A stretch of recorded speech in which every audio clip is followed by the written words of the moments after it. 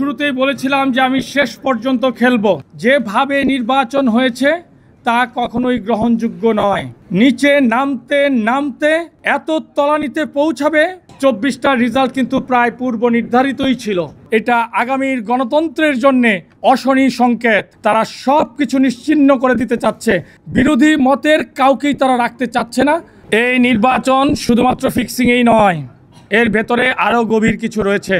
Bangladesh cricket বোর্ডের আজকের এই নির্বাচনকে কেন্দ্র করে আপনারা প্রায় 1 মাস যাবৎ এই নির্বাচন কর্মকাণ্ডের যাবতীয় পরিকল্পনা আপনারা দেখছেন।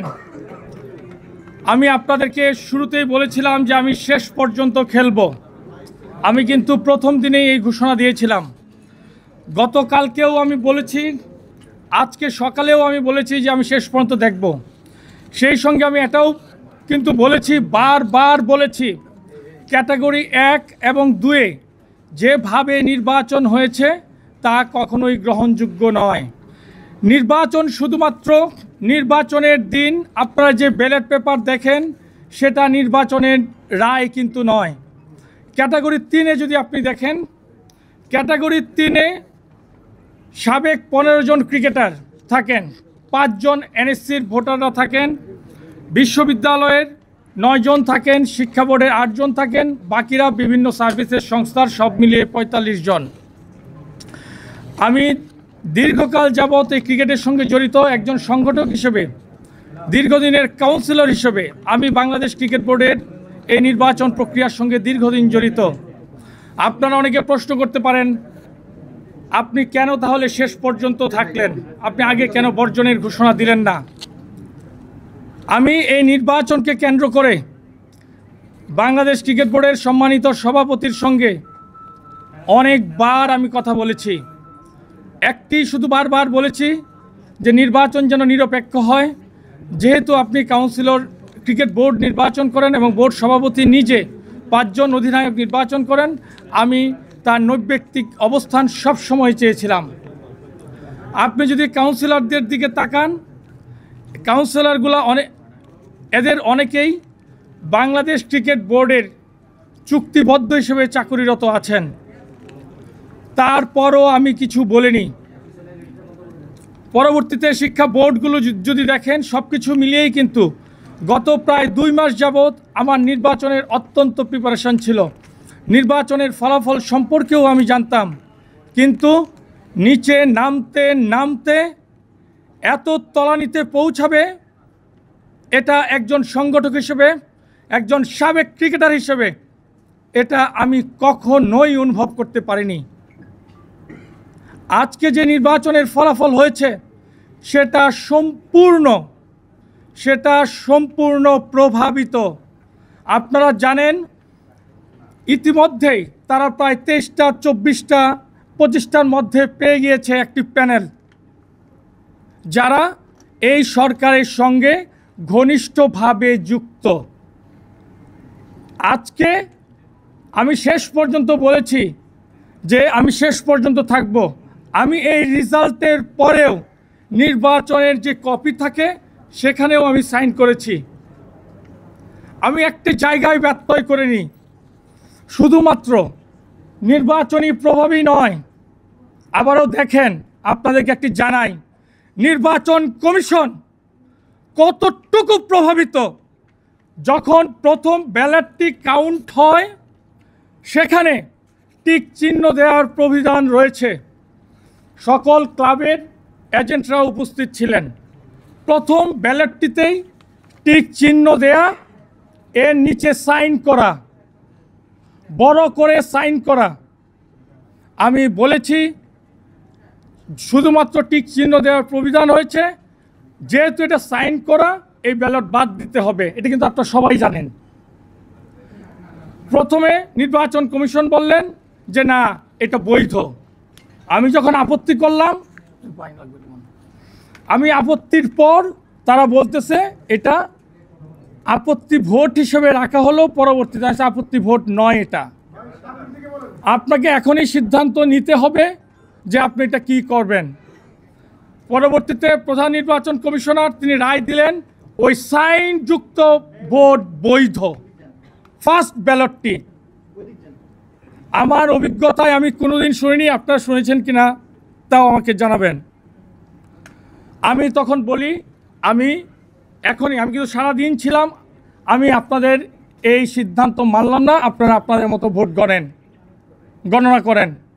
আমি যখন চলে আসছি তখন আরেকবার বলে না, এই ভোট আমরা বাদ দিয়ে দিলাম।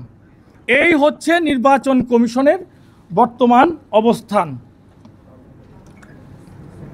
ভোটের ব্যাপারে আরও বলতে চাই, আপনারা যদি দেখেন আজকে শিক্ষা বোর্ডের যারা প্রতিনিধি ছিলেন তাদের মন্ত্রণালয়ে তারা বলছে তাদের নির্ধারিত সভা ছিল, তারা 3টার সময় এসেছেন। এর মাঝেই আমার কাছে ব্যক্তিগতভাবে যেই মেসেজ আমি পেয়েছি সেটা কিন্তু প্রভাবিত হওয়ার মতো। তাদেরকে সকল জায়গা থেকে যে ভোটগুলো আছে সম্পূর্ণভাবে প্রভাবিত করা হয়েছে। আজকে শুধুমাত্র প্রায় বলতে গেলে ক্যাটাগরি 3-এরই একটি পদে নির্বাচন ছিল, 24টা রেজাল্ট কিন্তু প্রায় পূর্ব নির্ধারিতই ছিল। এই একটি আসনেও তারা 5 তারকা হোটেলের বৈধতা দেখিয়েছে, চাকচিক্য দেখিয়েছে। নির্বাচনের ক্ষেত্রে তারা সম্পূর্ণ প্রভাবিত করেছে। আমি বারবার বলছি, আমি সাবেক ক্রিকেটার, আমি দীর্ঘদিনের সংগঠক, আমার লিস্টে কোনোদিন কোনো প্রকার অসততা নাই। আমি আপনাদের সামনে দাঁড়িয়ে বলতে পারি আজকে যেটা করা হয়েছে এটা সম্পূর্ণ প্রভাবিত একটি নির্বাচন, যা শুধুমাত্র বাংলাদেশ ক্রিকেটকেই তলানিতে নেওয়ার ইঙ্গিত বহন করে না। বাংলাদেশের ক্রিকেট বোর্ডের মতো একটি প্রতিষ্ঠানে যদি এ ধরনের নির্বাচন হয়, প্রভাবিত নির্বাচন হয়, আমি মনে করি এটা আগামীর গণতন্ত্রের জন্যে অশনি সংকেত। আমাদের প্রতিটি প্রতিষ্ঠান, রাজনৈতিক দলগুলো যদি এটা অনুভব করতে পারে তাহলেই কিন্তু গণতন্ত্রের সঠিক পথে বাংলাদেশ থাকবে। আপনাদের কাছে অনুরোধ করছি, বাংলাদেশ ক্রিকেট বোর্ড যেই জায়গায় পৌঁছেছে, যাদের হাতে বাংলাদেশ ক্রিকেট বোর্ডের দায়িত্ব যাচ্ছে, তারা আপনারা সহজেই অনুধাবন করতে পারবেন বাংলাদেশ ক্রিকেটের অবস্থান কোথায়। তারা সব কিছু নিশ্চিহ্ন করে দিতে চাচ্ছে, তারা কাউকে বিরোধী মতের কাউকেই তারা রাখতে চাচ্ছে না। আজকের এই নির্বাচন এতেই প্রতীয়মান হয়। ধন্যবাদ সবাইকে। একটা ক্লারিফিকেশন দরকার। আপনি বারে বারে বলতেছেন যে তারা কোনো চাচ্ছে না, আপনি এটা কারা? আপনারা দেখেন সাবেক ক্রিকেটার কারা এসেছে, সাবেক ক্রিকেটার কারা এসেছে। আমাদের একজন ক্রিকেটার কিন্তু একটা ফিক্সিংয়ের কথা বলেছিলেন, নির্বাচন ফিক্সিং। আমি দৃঢ়ভাবে বলতে চাই, এই নির্বাচন শুধুমাত্র ফিক্সিংয়েই নয়, এর ভেতরে আরও গভীর কিছু রয়েছে। আপনারা এটার অনুসন্ধান করাটা অত্যন্ত প্রয়োজন। আপনি যদি দেখেন ক্রিকেটার হিসেবে কারা এসেছে, আমরা চাই 15 জন কাউন্সিলর কারা হবে, দেশ বরেণ্য ক্রিকেটার। যারা কাউন্সিলর হয়েছেন তারা অবশ্যই জাতীয় দলের খেলোয়াড়, তাদের প্রতি অবশ্যই সম্মান রয়েছেন।